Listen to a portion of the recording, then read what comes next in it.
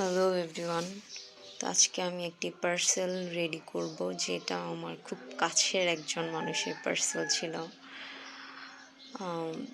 যে আমার পেজে ফার্স্ট শাড়ি অর্ডার করেছিল।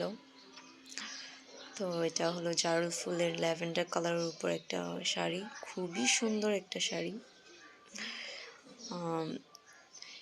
আপনারা হয়তো অলরেডি এই শাড়ি পিকচার পেজে দেখে ফেলেছেন, ছবি অনেকদিন আগেই দেওয়া হয়েছে, তো টাইমের জন্য পার্সেলটা দেওয়া হয়নি।